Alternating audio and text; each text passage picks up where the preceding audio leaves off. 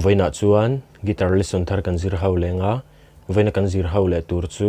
SaiWanah le Omomin tuile mei ti hlan sakha guitar Perhdan kan zir hau le don ni hela hi D in kan langa asanga G aniama A minor a hian B minor hi kuzung chala bar har sa kan ti chuan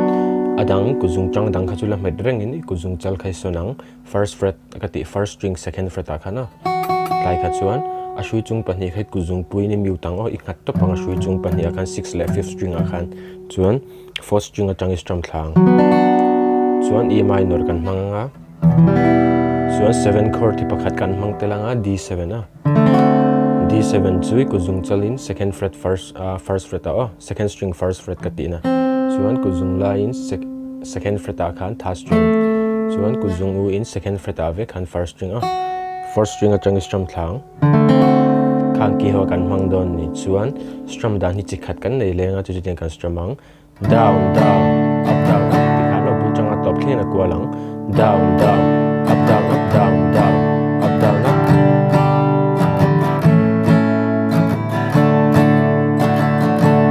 tiam ta te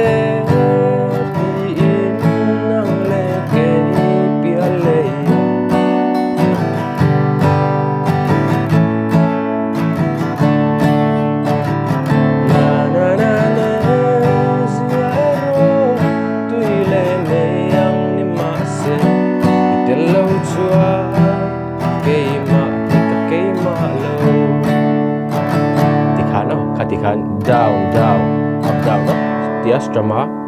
zom char char khani mai chuan alhamiling kram play lenga uluk doni longa thlale don nia